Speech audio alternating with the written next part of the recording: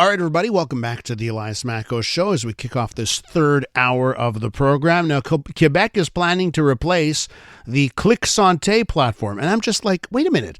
I was just getting used to Clic Santé. I thought I liked Clic Santé. What was wrong with Clic Santé? Well, apparently there are some issues, like the fact that a lot of the appointments that are on offer on Clic Santé are coming in the private system. Now, Health Minister Christian Dubé says there will be a new platform coming, courtesy of Santé Québec, Votre Santé. And it will provide you with more thorough access to a whole lot more services. Let's get the take now of the Liberal Party of Quebec. André Fortin joins us. Of course, he's the M&A for Pontiac and the official opposition critic on health matters. Mr. Fortin, welcome back to the show. Good morning, sir. So, I kind of like Clic Santé. Why do I need to use a Votre Santé? You're not alone. I think Quebecers are getting used to Clic Santé. It's one of the few things that actually worked well during the pandemic. It's where people went to book their COVID shots, and where people are now going to book their flu shots. The issue here is not the platform itself. So when government says, "Oh, we'll find a new platform," they're basically showing us that they've mastered the art of distraction. The issue is what's available on the platform. If you are in certain regions, if you are in certain parts of town, it can be really, really difficult to find something other than an appointment for which you have to pay for on Clic Santé. That's not a reflection of the platform. That's a reflection of what government's offering right now. Okay, so government says, well, listen, we don't have control of Clic Santé. Like, at the end of the day, they don't control it, and they need to get full control, so they have to do this. Do they have a point there that they don't control the platform, and maybe long term we do need a system where the government or Santé Québec has full control? Well, let's put it this way. The government may not control the platform, but government is the one that sends all the appointments for the flu shots, all the appointments for the COVID shots, which are free of charge for people, to Clic Santé for them to advertise and put up on their site.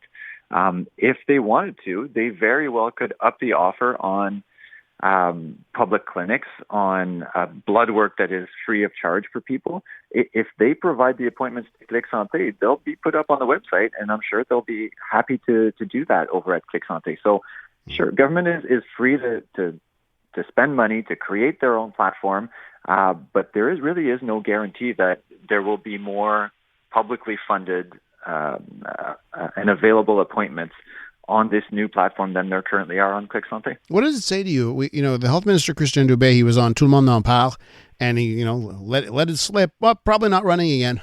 I'm pretty much out. What does that say to you, Monsieur Fortin? That we have a health minister that may now already be a lame duck health minister. Yeah, I don't know. People are free to choose the timing of their announcements and the timing of their withdrawal from public life and politics. At the end of this mandate, he will have spent 10 years in public life, and if he feels that is enough, then I will salute his involvement in that choice. Mm-hmm. But let's not kid ourselves. He does not leave the healthcare network in a better place than it was a few years back. There was a recent poll that said 5% of Quebecers think the healthcare system is better than it was when the Liberals left office. Yeah. And I will freely admit that it wasn't perfect back then either. So it's getting harder and harder for people to find an appointment and find one free of cost.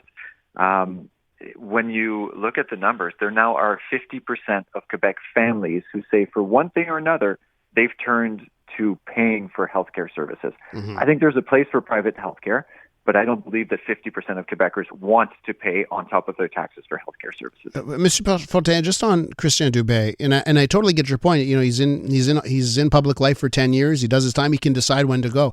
But I look back to when Pierre Fitzgibbon basically let it be known internally, hey, I'm not going to be here for that much longer. The premier showed him at the door immediately and said, hey, we have big energy policy coming up. I need someone who's in it to win it and long term. And he made the switch immediately. So I'm wondering on that end, can Santé Québec succeed? Can the Quebec government succeed if you don't have someone who is truly planning as if they're going to be there long term? I think Santé Québec has bigger challenges than who the healthcare minister is right now.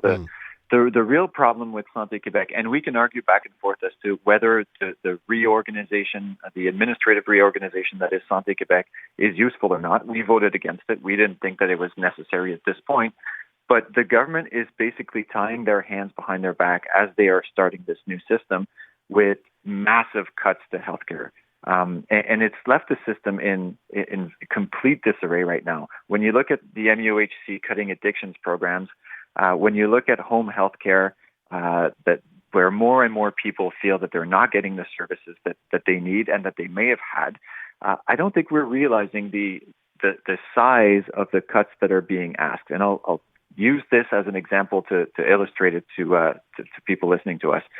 The North Shore, so the Côte-Nord CIS, has a budget of about $670 million, which means for the next 4 months, they've got about $220, $230 million to work with. The government's asking them to cut $130 million.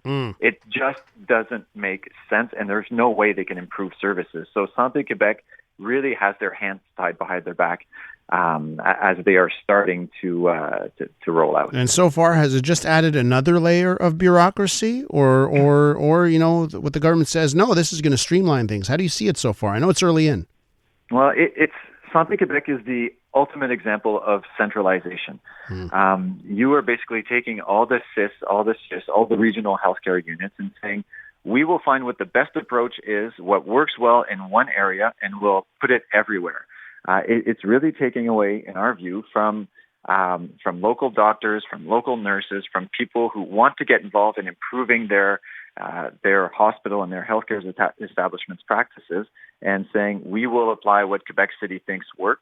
That is not a great recipe in our mind, and there's a limit to centralization. So we'll see what the results are in the next 2 years, but we are not optimistic at this point, given the resources that they're offered and given the massive changes that they're expected to make. Back to the cuts, right? Just how bad do you think it is? I mean, this does come down to Quebec's coffers and the economic picture looking bad, right? So as you look ahead to 2025, how bad do you think it's going to get? Well, the first few months are going to be really, really problematic in terms of healthcare. Basically, government has said to all the healthcare units in this fiscal year, so from now until April 1st, you are going to have to cut all of the infrastructure projects that you have, and that includes all of the renovation projects that you have. You are going to have to find massive cuts to the system in order to résorber the deficit that you're currently running.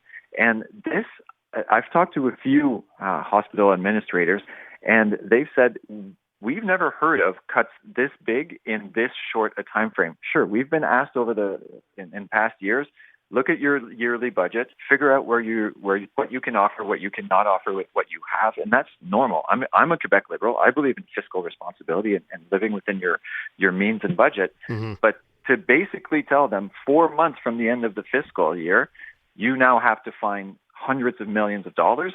It's going to be more than difficult to do it without impacting services, and people are seeing it already, I think. Sounds like an impossible task, actually. Mr. Fortin, we have to leave it there. A pleasure always talking to you.